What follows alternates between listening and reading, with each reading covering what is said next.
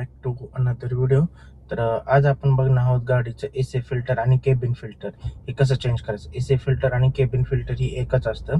AC फिल्टरलाच काही जण cabin filter सुद्धा म्हणतात. त्यामुळं ते कसं आपण चेंज करायचं ते आपण आजच्या ह्या व्हिडिओमध्ये बघणार आहोत. त्याचे हे एसी फिल्टर जे आहे ते गाडीच्या प्रत्येक 10,000 किलोमीटरला ते चेंज होत असतं. 10,000 किलोमीटरला ते चेंज करायचं असतं ते एसी फिल्टर. आणि आधीमध्ये जेव्हा आपल्याला म्हणजे असं ते क्लीन पण केलं पाहिजे, कारण का जेव्हा ते एसी फिल्टरमध्ये जर डस्ट वगैरे जमा झालेलं असेल तर एसीची पॉवर आपल्याला थोडीशी कमी वाटते. त्यामुळं आपण ते आधीमध्ये आपल्याला जेव्हा टाइम भेटेल एक 2-4,000 किलोमीटर नंतर ते काढून क्लीन करायचं म्हणजे काय असं जास्त काही नसतं, फक्त काढून आपल्या टायरला वगैरे झटकायचं. त्यामुळं त्यातून ते क्लीन होऊन जातं. ते एवढंच क्लीन करून टाकायचं असं. 10,000 किलोमीटर झाल्यानंतर ते चेंज करायचं असतं. तर ते आज आपण बघणार आहोत ते चेंज कसं करायचं आहे ते. चला बघूया. एसी फिल्टर हे क्लब बॉक्सच्या पाठीमागे आतमधल्या साईडला असते. ते चेंज करण्यासाठी आपल्याला आधी हे काढून घ्यावं लागेल. मग हे काढण्यासाठी काय करायचं, हे इकडं थोडंसं प्रेस करून हे बाहेर काढायचं. परत इकडले प्रेस इथं थोडे रबरचा पॉईंट असतो तो अडकलेला असतो इथं, तो काढायचा. जर एक हातांमुळे जरा प्रॉब्लेम होत आहे. 1 मिनिट. तर हे निघालेलं आहे आणि हे तसं खालीच्या साईडला लॉक असतं, ज्याने अशी मुवमेंट होत असते. हे काढायचं. आता आपण जे टाकणार आहोत ते एसी फिल्टर हे आहे मारुती सुझुकीचं जेन्युइन पार्ट आहे हा. त्याची प्राईस 357 रुपये आहे. ह्याची कॉस्ट 357 रुपये कॉस्ट करते. स्वस्तच असते, जास्त काही महागाचा पार्ट नाही. तर ते बघा आता. आणि हे जे आहे ना, ह्या साईडला इथे एसी फिल्टर असते. हे काढण्यासाठी इथे 2 लॉक असतात. हे एक लॉक काढायचं, दुसरं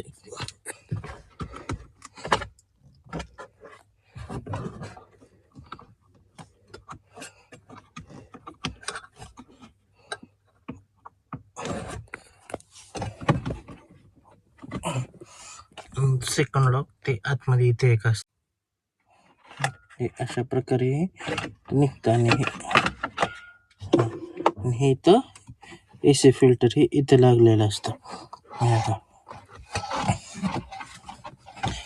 हे यूज झाल्यानंतर असे ह्याची काही कंडिशन होते. हे बघा सर, पूर्ण असं काळं झालेलं आहे, म्हणजे हे खराब झालेलं आहे. ह्याचा आता वेळ आलेला आहे चेंज करायचं. तर माझ्या गाडीची परवा सर्व्हिसिंग झाली होती, मी चेंज केलं नाही, कारण का मला हा व्हिडिओ बनवायचा होता. त्यासाठी मी परवा चेंज केलं नाही, फक्त क्लीन करून घेतलं. त्यामुळे ह्याच्यामध्ये काही डस्ट वगैरे दिसत नाही. तर हे क्लीन कसं करायचं सांगतो. हे फक्त असं बाहेर काढायचं आणि नॉर्मली आपल्या चाकावरती किंवा असं फक्त असं झटकायचं. त्याच्यामध्ये जे डस्ट वगैरे धूळ असते ती निघून जाते. आणि बसवताना हे या पद्धतीनं बसवायचं, म्हणजे एअर फ्लोचं जे आहे ह्याच्यावरती 1 मिनिट, ह्याच्यावरती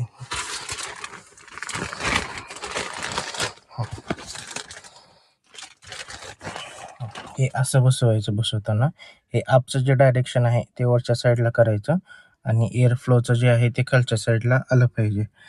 हे बसवताना अशा प्रकारे काही हे बसवायचं आहे.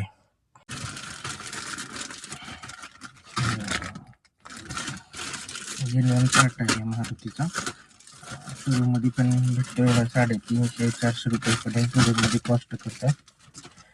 हे बसवताना हे डायरेक्शन जे आहे हे आपलेलं हे वरच्या साईडला पाहिजे आणि एअर फ्लोचं असं खाली, म्हणजे हे असं अशा डायरेक्शननं हे आतमध्ये हे बसवा. हे फिल्टरची जागा असते. आणि ते तिथं बसवल्यानंतर हे क्लब बॉक्स घ्यायचं.